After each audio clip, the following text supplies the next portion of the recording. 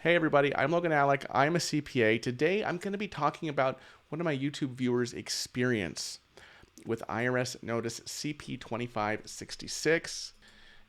If you're familiar with this notice or if you've seen my video on the CP2566, link to that video at the top of the screen, you know that this notice is basically the IRS's final warning to you that A, it has calculated your tax liability for you because you didn't file your tax return, and B, if you don't file that return by a certain date in the future, the IRS is going to assess your tax liability for that year based on their own calculations, based on the substitute for return, the SFR that they did using the IRS ASFR program. Everything you want to know about the IRS SFR process, watch my video at the upper right-hand corner of the screen.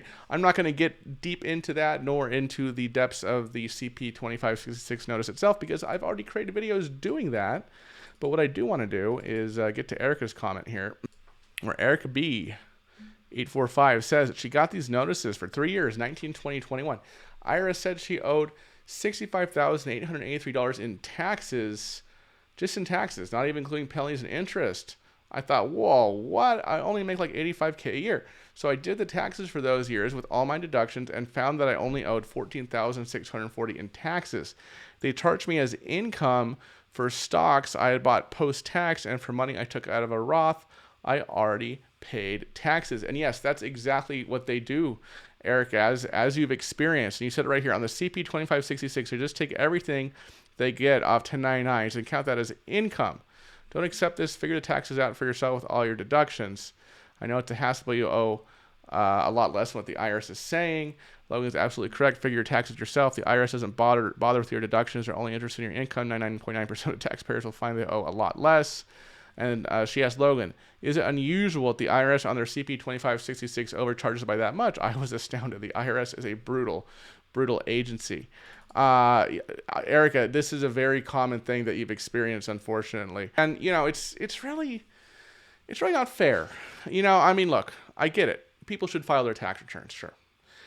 But you'd think that the IRS would come up with a way to figure out some reasonable way of estimating things, you know, when they do these SFRs. Because believe it or not, Erica, not everybody is as sharp as you with this stuff. Some people will just look at that notice, look at the huge, grossly overstated amount on that notice, on the CP2566 or some other notice, and think, oh, wow, I didn't file my tax returns. I guess this is how much I owe. Ugh, I guess I got to bite the bullet. And what did they do? What did they do? And it's so sad. We go to the last page back here in the 2566, and they just check the box. I agree with the proposed amount.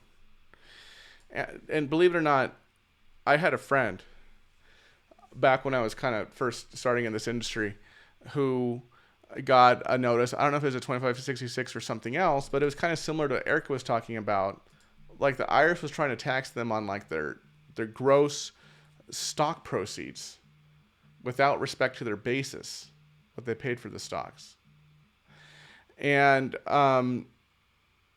yeah, it was a couple. I was closer to the wife. Wife reached out to me. She wanted to use my services. The husband, he was like some rich lawyer. He was like, forget it. It's only like $7,000 or whatever it was. Let's just pay it, right? He just wanted to pay it, right? He didn't want to deal with the hassle, you know? But I was like, hey, look, actually we can fix this, and you could actually owe some. Yeah, you owe some money on these stock sales, but it's like $700, not $7,000, right? Or whatever the figure was. And I think there's a lot of situations like this where, you know, if someone has the money, right? Obviously, Erica, yours was like 66,000 or something like that. I forget the exact figure. But you know, some folks, if it's less, right, and they have money, they might just say, forget it, I don't want to deal with this, just pay it, right? And so while we talk about this tax gap of people who don't pay what they owe, there's also this other situation where with these SFRs, IRS calculates this grossly overstated liability, and some people just end up paying more than they actually should, right? So that's another side of that tax gap equation that no one really really talks about. And a lot of that is because, Erica, of these notices 2566, these grossly overstated amounts calculated by the IRS, as you have experienced, Erica, and people just accepting it for what it is without actually going back and doing the returns themselves or paying someone to help them through that process. So, Erica, I'm glad that worked out for you. Thanks for watching. Thank you for your support. And hey, if you received 2566 from the IRS, a CP 2566, and you see this crazy huge number on there, don't freak out.